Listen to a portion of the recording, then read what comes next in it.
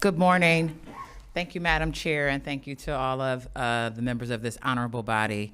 I am truly honored to be here today to be able to speak to House Resolution 104.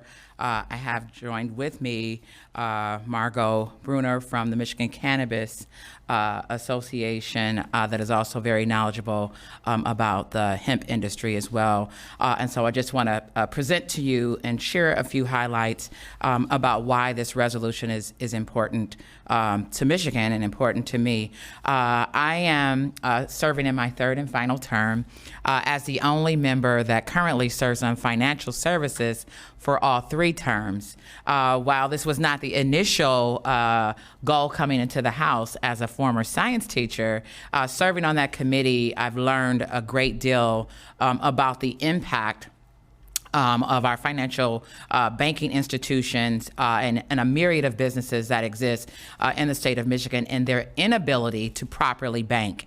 And so know that this House resolution was a part of 2 resolutions, one that was offered and sponsored by Representative Yusuf Rabi that dealt with the Safe Banking Act, as well as this House resolution to address also the impact or issues as it relates to finances. So again, by 2022, the growth for industrial hemp is expected to reach nearly $2 billion.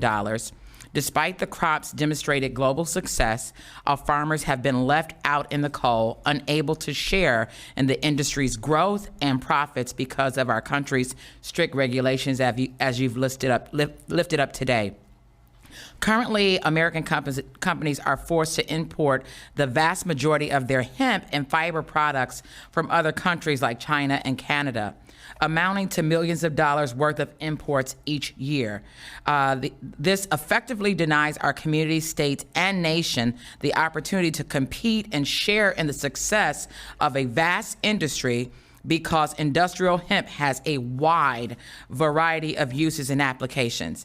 Being a person of faith, when I first offered this resolution, many of my community members were like, what are you thinking? Why would you go up there and get involved in drugs? And I'm like, no, this is not drugs. There are many uses and properties. And in fact, that's one of the misnomers about hemp and industrial hemp, that it lacks the THC and the properties of traditional cannabis that allow for those that utilize it to become high or intoxicated. So the uses include textiles and paper products, to construction and installation materials, and cosmetics, food, and beverages. It is used in an estimated 25,000 products.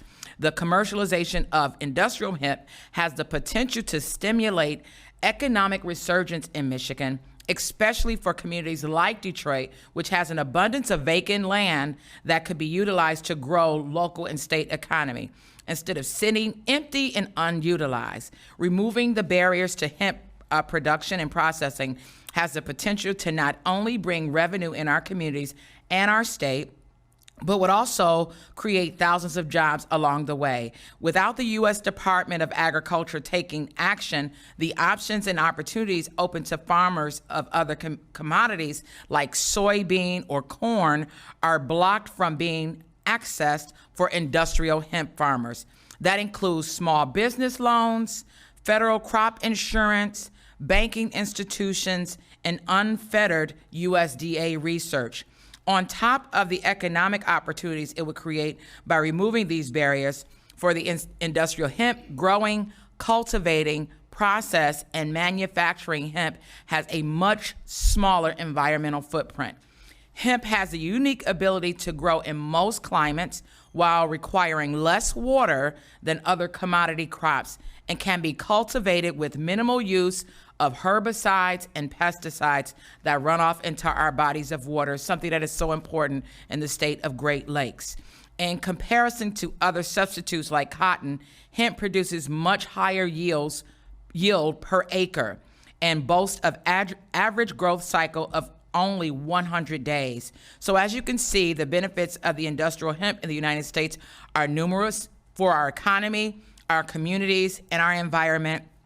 I strongly urge and ask that you, my colleagues, would affirm House Resolution 104 and call on the USDA to expand the licensing and authorization of industrial hemp, allowing our residents to join the global marketplace for this product and thrive. And I'd like to also say that I am very elated to see that this is an area, if we understand agriculture and Michigan's prominence in agriculture, that this is an area where we can be bipartisan.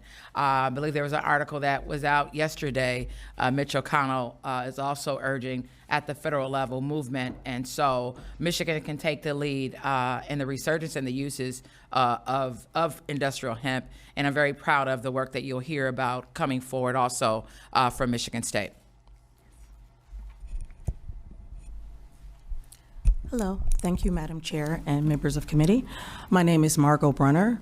I am the political director for the Michigan Cannabis Industry Association.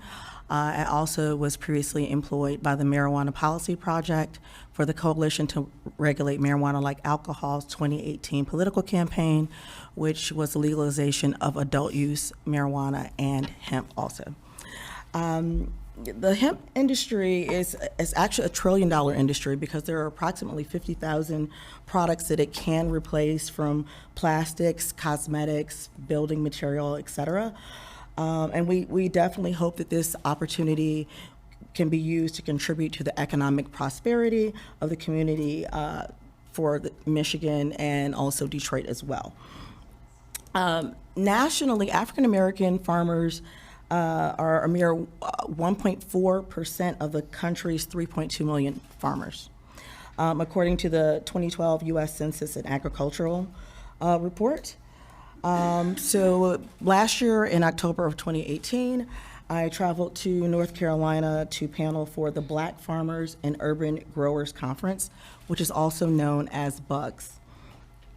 The inaugural Black Farmers and Urban Gardener Conference convened in November of 2010 at Brooklyn College in Brooklyn, New York. Black farmers have long been discriminated against by lending institutions like the USDA.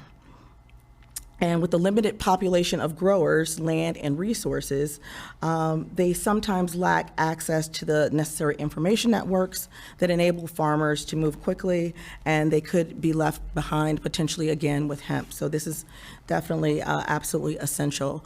I would like to also reference a program which is called a Mixed Opportunity Hemp. This program has been touted by both Democratic and Republican senators as a lifeline nationwide to farmers whom are struggling under declining commodity prices. Farmers can essentially harvest 3 types of hemp under this program: fiber for grain or seed, floral material to be extracted for plant resin, including CBD.